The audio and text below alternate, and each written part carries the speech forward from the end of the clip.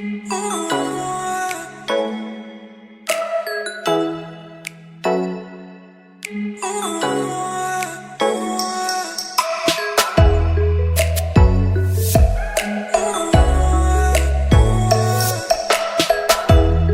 adik-adik, bagaimana nih kabarnya hari ini?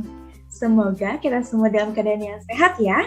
Nah, pada pertemuan kali ini kita akan belajar mengenai perkembangbiakan makhluk hidup.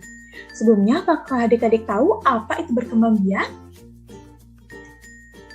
Iya, berkembang biak adalah kemampuan makhluk hidup untuk menghasilkan individu baru yang sifatnya sama atau menyerupai induknya. Nah, tujuan makhluk hidup ini berkembang biak adalah untuk menghasilkan keturunan dan melestarikan jenisnya agar tidak punah. Nah, sehingga berkembang biak itu merupakan salah satu ciri dari makhluk hidup ya adik-adik. Nah, berkembang biak ini dibedakan menjadi dua, ada secara generatif dan secara vegetatif. Perkembangbiakan secara generatif ini adalah perkembangbiakan melalui proses perkawinan atau seksual. Sedangkan perkembangbiakan vegetatif adalah perkembangbiakan tanpa melalui proses perkawinan atau aseksual. Nah, yang tergolong dalam makhluk hidup itu ada manusia, hewan, dan tumbuhan. Jadi kita akan membahas mengenai perkembangbiakan pada manusia, perkembangbiakan pada hewan, dan perkembangbiakan pada tumbuhan.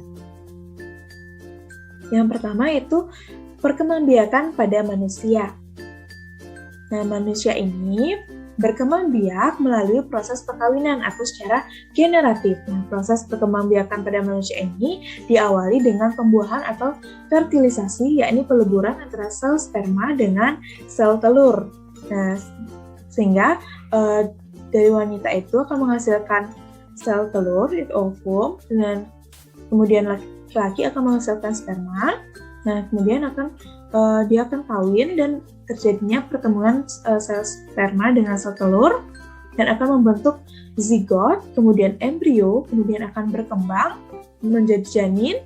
Lalu dalam kandungan tersebut janin akan berkembang selama kurang lebih 9 bulan dan kemudian akan lahir menjadi bayi, dan bayi itu akan juga berkembang hingga menjadi dewasa dan hingga tua. Nah, untuk membuktikan proses perkembangbiakan pada manusia, mari kita lakukan praktikum berikut ini. Adapun alat dan bahan yang perlu adik-adik siapkan untuk melakukan praktikum perkembangbiakan pada manusia, yaitu yang pertama ada botol mini, kemudian susu pembersih, sendok, plester atau double tip, kapas, gelas, suntikan, gambar alat reproduksi wanita, pisau, dan juga gunting. Nah, pada gambar alat reproduksi manusia ini sudah berisikan tanda-tanda, yaitu di mana ini adalah vagina, di sini ada rahim, ini ada merupakan ovarium, dan di sini merupakan tuba fallopi. Nah, langkah pertamanya, yang pertama adalah adik-adik gunting potong terlebih dahulu bagian botol.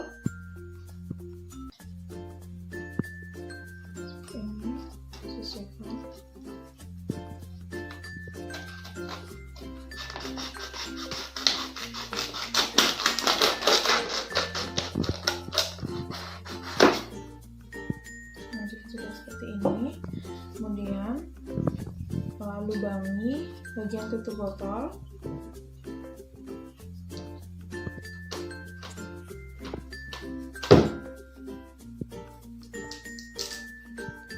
Jika sudah seperti ini, kita tutup kembali pada botol. Kemudian kita tempelkan botol pada bagian gambar vagina sampai dengan rahim dengan menggunakan plester.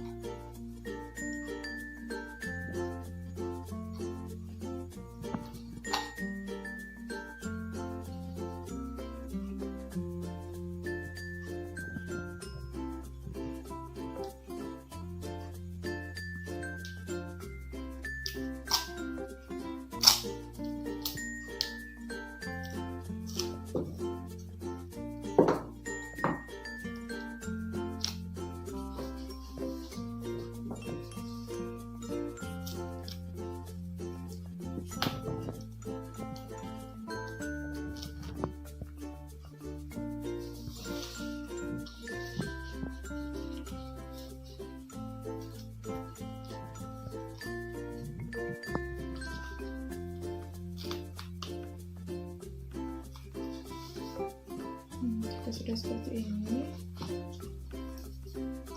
langkah selanjutnya adalah kita campurkan susu pembersih dengan air.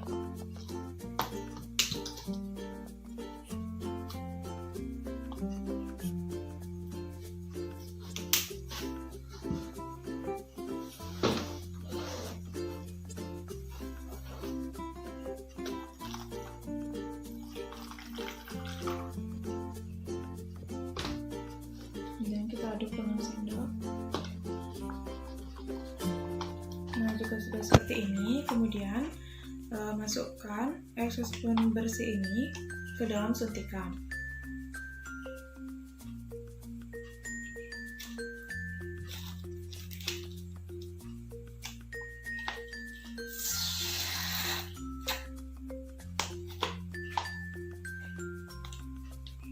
Nah, jika sudah seperti ini, langkah selanjutnya kita gulung kapas ini menjadi seperti bulat-bulat, 3 bulatan.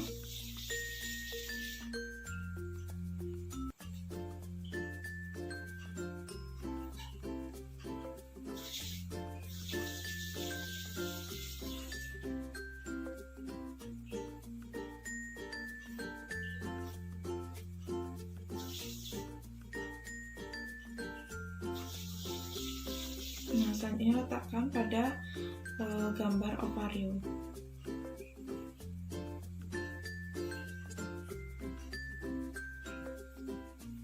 Jika sudah semua selesai, kita lakukan proses fertilisasi. Yang pertama, di sini suntikan ini merupakan perumpamaan dari penis, sedangkan air dari campuran susu pembersih itu merupakan perumpamaan dari air mani. Nah, untuk melakukan membuktikan proses fertilisasi pada perkembangbiakan manusia, nah di sini kita akan memasukkan perumpamaan penis atau suntikan ini ke dalam vagina.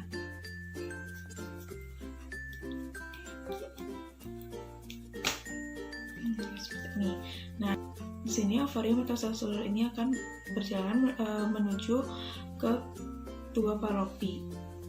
Di sini.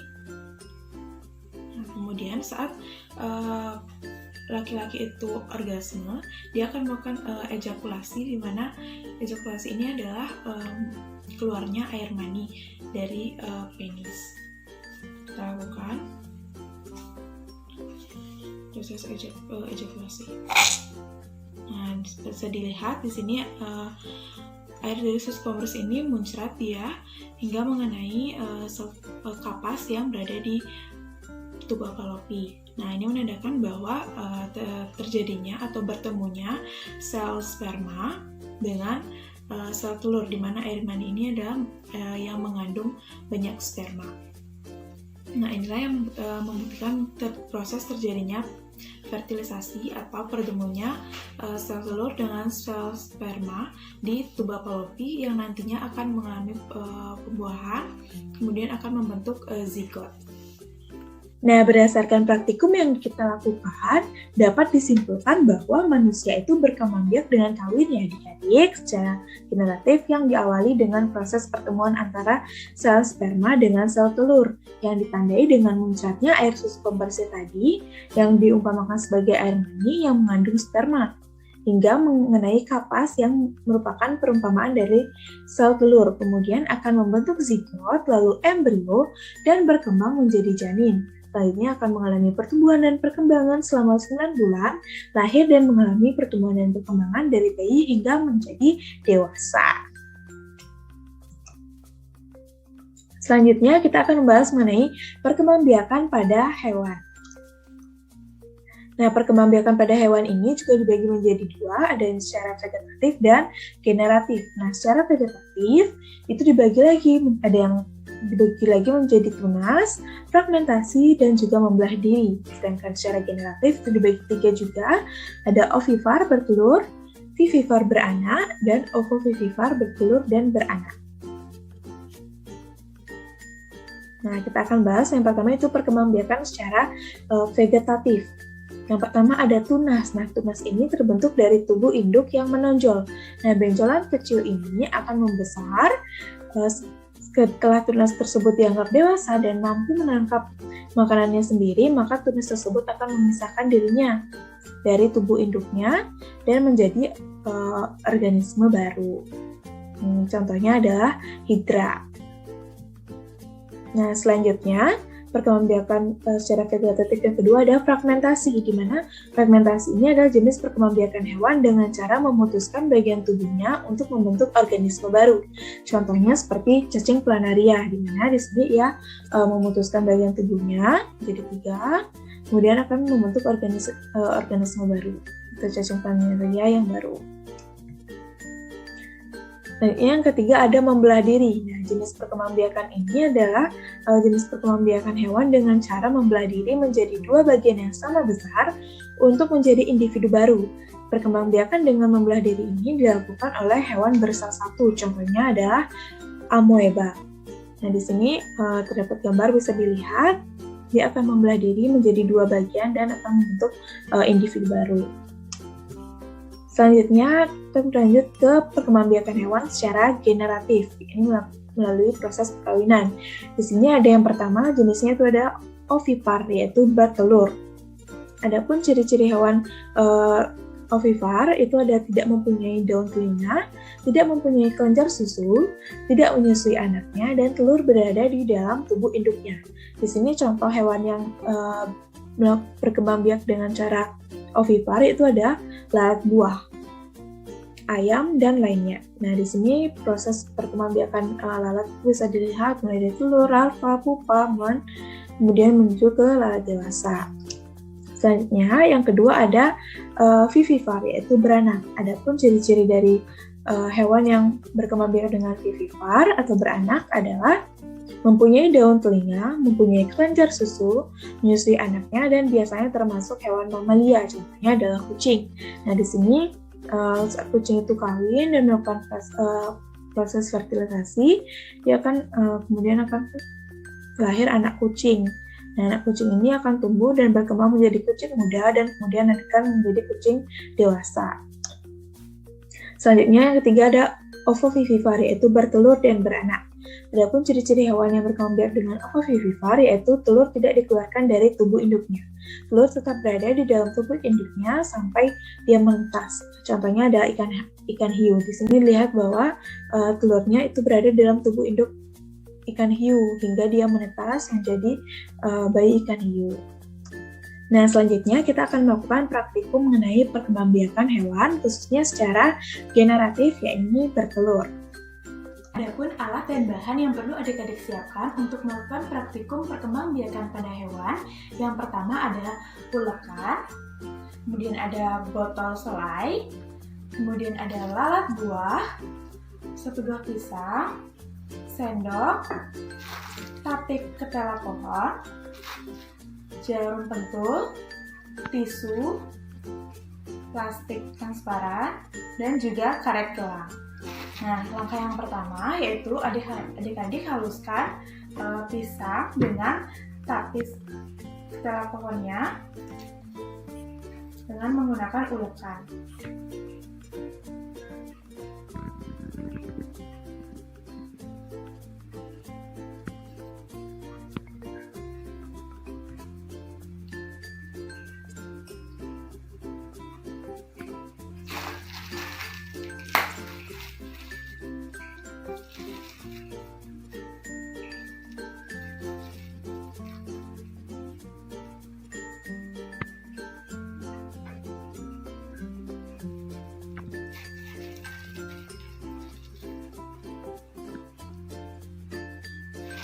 Nah, kemudian kita haluskan sampai rata ya adik-adik, halus dan benar-benar rata.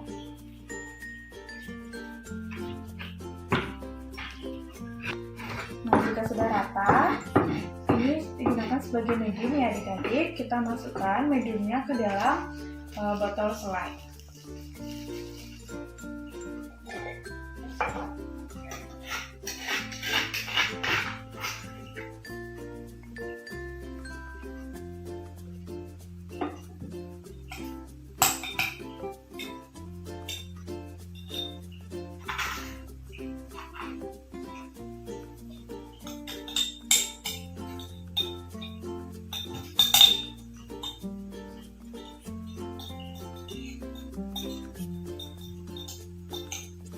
lebih 2 sendok makan ya adik-adik.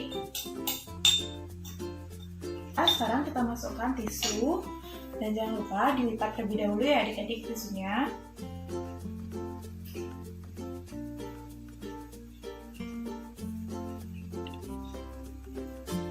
Masukkan ke dalam botol.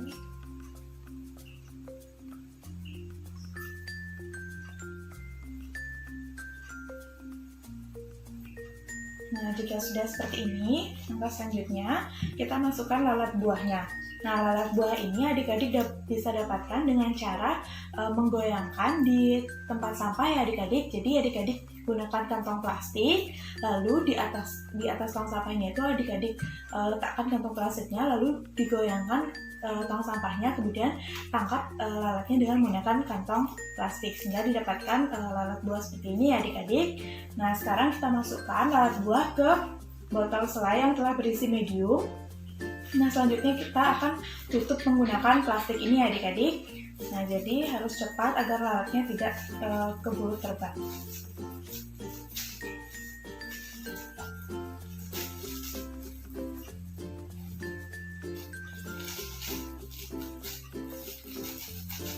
Ini kalian bisa menggunakan lalat sebanyak 6 sampai dengan 10 buah lalat ya adik-adik.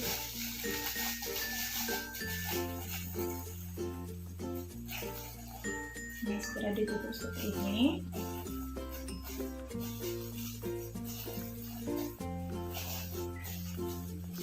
Nah, kemudian tutup dengan menggunakan karet gelang agar tidak lepas.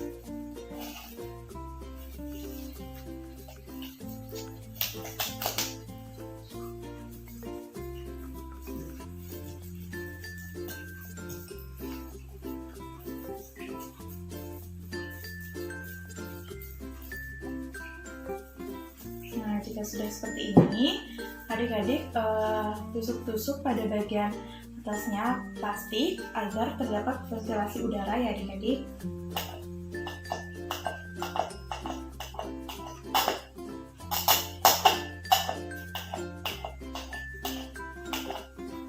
Nah, jika sudah seperti ini, kemudian adik-adik diamkan. Lalu adik-adik amati setiap hari kurang lebih selama 1 minggu ya adik-adik. Nah, selama 1 minggu itu adik-adik perhatikan perkembangbiakan dalam lalat yang berada di botol selai ini adik-adik. Jadi diperhatikan. Nah, jadi bisa adik-adik amati selama kurang lebih 1 minggu. Dan ingat, catat hasil pengamatan yang adik-adik lakukan setiap harinya pada tabel pengamatan ya adik-adik, dan bagaimana perkembangan dari lalat buah. Pada hari pertama, dapat dilihat dalam botol kultur di mana lalat itu masih hidup dan terbang secara bebas. Nah, pada hari kedua ini kita amati bagaimana perkembangan dari lalat buah yang telah kita buat pada hari kemarin ya adik-adik. Pada hari kedua ini ada beberapa lalat yang sudah mati, bisa dilihat. Dan ada juga lalat yang masih berterbangan atau yang masih hidup. Nah, pada hari kedua ini kemungkinan lalat sudah mulai bertelur, namun kita sulit untuk melihat telur dari lalat-lalat ini. Pada hari ketiga dan keempat bisa dilihat lalat buah dalam botol kultur itu semuanya mati, dan di sini sudah terlihat telur dari lalat buah yang berwarna putih memanjang. Nah, ini merupakan telur dari lalat buah. Nah, telur ini kemungkinan akan menetas menjadi atau berkembang menjadi larva kemungkinan pada hari ke-5 maupun hari ke-6. Pada hari ke-7 bisa dilihat telur dari lalat buah sudah berubah menjadi larva atau yang kita kenal dengan belatung. Dia berwarna putih dan berjalan di pinggir dari botol kultur. Pada hari ke-9 dan ke-10, larva atau belatung dari lalat buah tersebut sudah berubah menjadi pupa, yang mana di sini pupa berwarna kuning kecoklatan dan menempel di samping botol kultur. Pada hari ke-12, pupa yang pada hari ke-10 tersebut sudah berubah menjadi lalat dewasa, sehingga dia sudah bisa berterbangan. dan membuktikan bahwa perkembangbiakan lalat ini berubah dari telur, kemudian larva, pupa, dan lalat dewasa. Nah, sehingga berdasarkan praktikum yang telah dilakukan, dapat disimpulkan bahwa lalat buah itu berkembang biak secara generatif, yakni ovivar atau bertelur, dan mengalami metamorfosis sempurna yang melewati 4 fase, mulai dari telur, belatung atau larva, pupa, dan juga lalat dewasa atau imago. Nah, selanjutnya ada perkembangbiakan pada tumbuhan. Perkembangbiakan pada tumbuhan ini dibedakan menjadi 2 juga, ada secara generatif dan secara vegetatif. Nah, secara generatif itu melakukan proses perkawinan yang melalui proses penyerbukan. Kemudian secara vegetatif itu dibedakan lagi menjadi 2, ada yang vegetatif alami, yaitu proses perkembangbiakan tumbuhan yang dilakukan secara alami tanpa bantuan manusia, sedangkan vegetatif buatan itu perkembangbiakan tumbuhan yang dilakukan dengan bantuan manusia. Contoh dari vegetatif alami ini ada spora, akar tinggal, geragi, umbi lapis, umbi batang, umbi akar, tunas, dan tunas adventif. Sedangkan vegetatif buatan contohnya ada cangkok, stek, menempel atau okulasi, merunduk, dan juga menyambung. Nah, mari kita bahas satu persatu. Yang pertama ada perkembangbiakan pada tumbuhan secara vegetatif. Nah, sini perkembangbiakan tumbuhan dengan cara vegetatif ini adalah perkembangbiakan yang melakukan dengan cara kawin melalui proses penyerbukan dan pembuahan. Nah, penyerbukan itu sendiri adalah peristiwa jatuhnya serbuk sari atau sel kelamin jantan ke kepala putik atau sel kelamin betina. Nah, setelah proses penyerbukan akan terjadi peleburan sel kelamin jantan dan sel kelamin betina yang disebut dengan pembuahan dan akan menghasilkan biji. Nah, di sini proses penyerbukan juga dapat dibantu oleh hewan seperti di sini contohnya ada lebah yang membantu proses penyerbukan atau perkembangbiakan pada bunga kembang sepatu. Nah, selanjutnya ada perkembangbiakan secara vegetatif alami. Yang pertama itu ada spora. Nah, spora ini adalah inti sel yang berubah fungsi menjadi alat perkembangbiakan, di mana spora terletak pada kotak spora atau sporangium. Nah, saat sporangium ini pecah, maka spora akan keluar dan jatuh sehingga menghasilkan tumbuhan baru. Contohnya, tumbuhan yang melakukan proses perkembangbiakan melalui spora ini adalah tumbuhan kaku. Yang kedua itu ada akar tinggal atau rizoma. Nah, akar tinggal ini merupakan batang yang tumbuh menjalar di dalam tanah. Batang tersebut tumbuh secara mendatar dan tampak seperti akar. Contohnya itu ada tanaman jahe, lengkuas, dan juga kunyit. Nah, bisa dilihat pada gambar.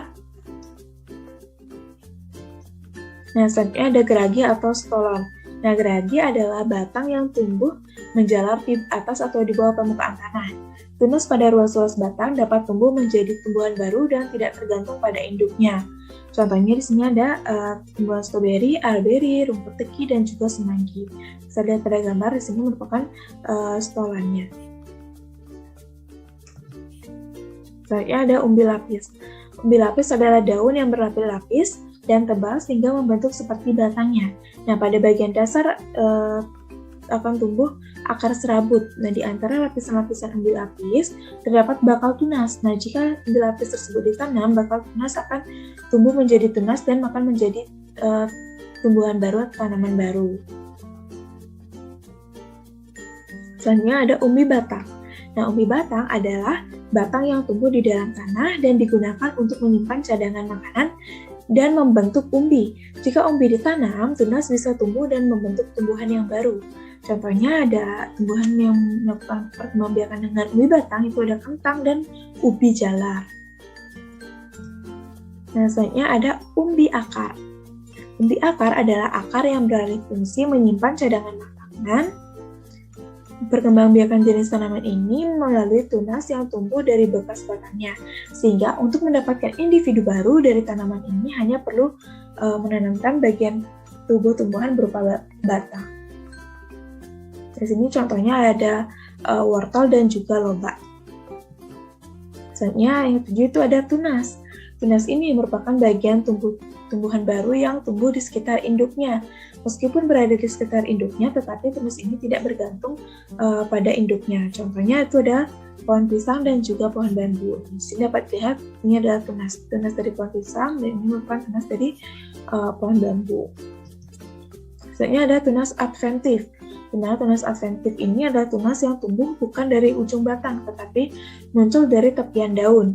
Contohnya itu tanaman cocar bebek, di mana tunas tumbuhan baru itu muncul dari lekukan-lekukan pada tepian daun cocar bebek. Bisa dilihat pada gambar ini bukan tunas dari tanaman cocar bebek.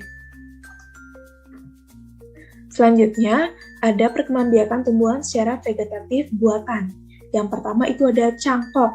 Nah, cangkok ini adalah jenis perkembangbiakan vegetatif buatan yang dilakukan dengan cara menumbuhkan akar tubuh dari batang tanaman yang dicangkok. Melalui akar tubuh itu akan tumbuh dari tanaman baru. Contohnya itu ada di sini ada contohnya pohon mangga yang melakukan mencangkok sebagai perkembangbiakannya. Kemudian ada yang kedua ada stek. Nah, stek ini adalah jenis perkembangbiakan vegetatif buatan yang dilakukan dengan menanamkan bagian potongan tumbuhan. Ada akar, batang maupun daun. Contohnya di sini adalah stek batang dari bunga mawar. Yang ketiga itu ada menempel. Nah, jenis perkembangbiakan vegetatif ini adalah jenis yang ketiga ada menempel. Nah, yang ketiga ada menempel. Nah, ini merupakan jenis perkembangbiakan vegetatif buatan yang dilakukan dengan menempelkan tunas muda pada ranting atau batang tanaman induk. Contohnya di sini ada tanaman jeruk. Ada pohon jeruk yang melakukan proses menempel dengan perkembangbiakan menempel. Selanjutnya itu ada menyambung. Nah, jenis perkembangbiakan ini adalah jenis perkembangbiakan vegetatif buatan yang dilakukan dengan menyambung batang dari dua jenis tanaman berbeda, tetapi masih dari keluarga yang sama. Contohnya di sini tanaman terong yang disambung dengan tanaman tomat. Selanjutnya ada yang itu ada contoh perkembangbiakan tumbuhan secara vegetatif merunduk, yang mana ini merupakan jenis perkembangbiakan vegetatif buatan yang dilakukan dengan menumbuhkan akar dari batang yang ditanam atau dirunduk ke dalam tanah. Contohnya di sini adalah tanaman stroberi. Nah, untuk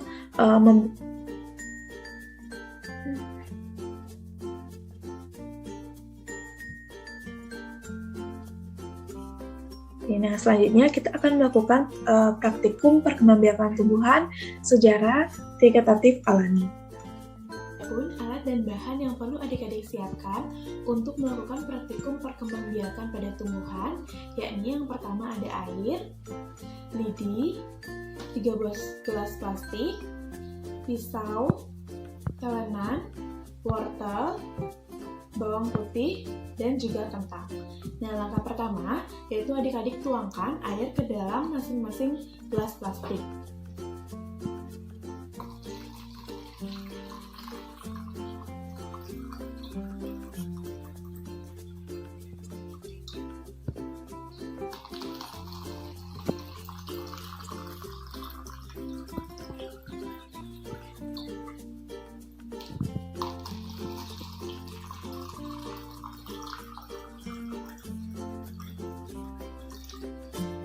Setelah itu adik-adik potong yang pertama wortel,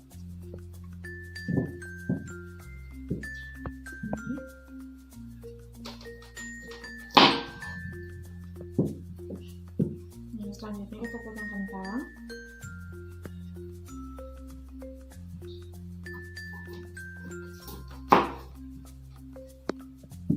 dan bawang putihnya kita potong bagian ujungnya. Sudah seperti ini. Nah, selanjutnya tancapkan lidi sebagai penyangga pada bawang putih.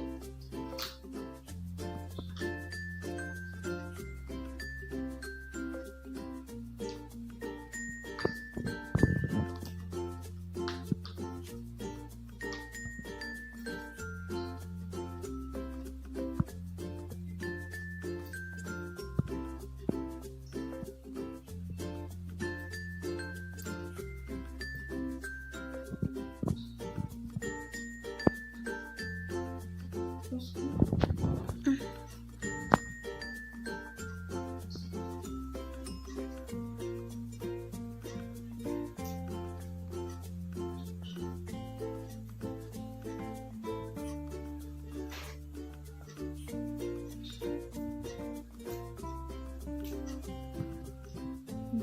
letakkan bawang putih pada gelas yang berisi air hingga menyentuh bagian akarnya itu menyentuh air.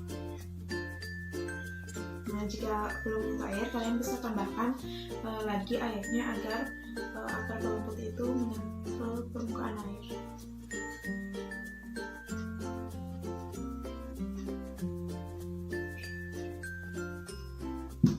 Nah, selanjutnya kita beralih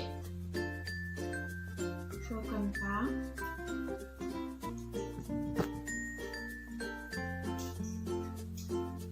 Dan juga sama, kita tusukkan lidi.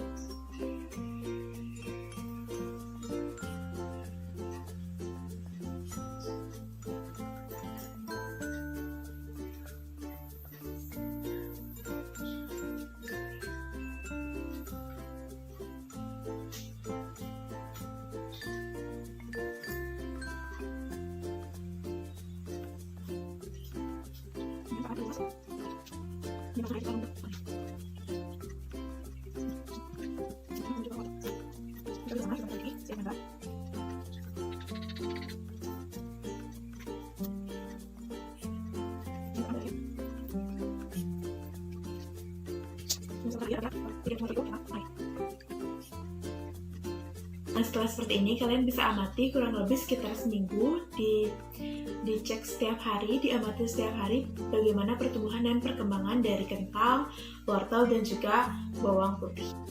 Pada hari pertama, bawang putih, wortel, dan juga kentang itu masih berupa umbi dan belum terlihat adanya tumbuhnya akar maupun daun.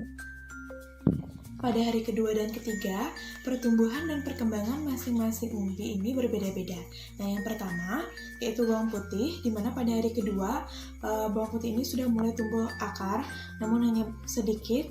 Dan pada hari ketiga ini akarnya sudah mulai tumbuh banyak, akar serabutnya bisa dilihat. Dan juga mulai tumbuh daun pada bagian atasnya.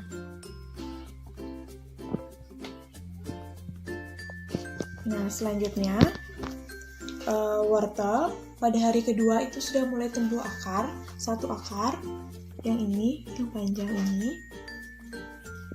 Nah, kemudian pada hari ketiga ini sudah mulai tumbuh akar yang kedua dan juga tumbuhnya tangkai daun pada bagian batang ini. Masih terlihat kecil-kecil, namun tangkai daun ini sudah mulai banyak tumbuhnya. Nah, selanjutnya pada kentang, yaitu pada hari kedua dan ketiga itu kentang masih belum mengalami pertumbuhan dan perkembangan, masih tetap sama seperti hari pertama. Belum terlihat juga ada mata tunasnya dari kentang ini.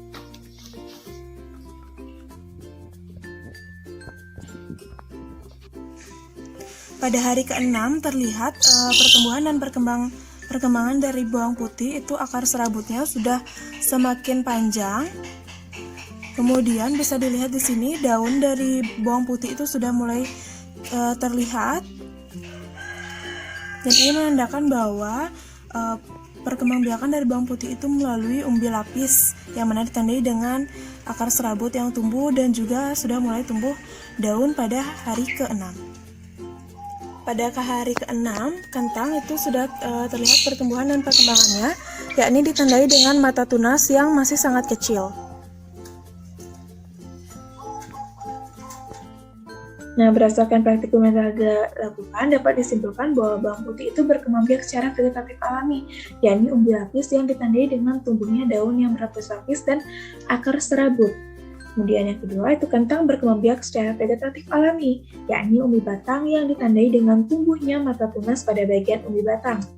Kemudian ada wortel itu berkembang biak secara vegetatif alami, yakni umbi akar yang ditandai dengan tumbuhnya akar yang nantinya mengembung dan tumbuhnya tangkai daun. Nah, jadi sekian pembelajaran kita hari ini adik-adik mengenai perkembangbiakan makhluk hidup, yakni perkembangbiakan pada manusia, perkembangbiakan pada hewan, dan juga perkembangbiakan pada tumbuhan. Nah, semoga adik-adik dapat mengamati hasil praktikumnya hingga tumbuh dan berkembang hingga besar ya adik-adik. Nah, sekian pembelajaran kita hari ini. Sampai jumpa di pertemuan berikutnya ya adik-adik. Bye-bye!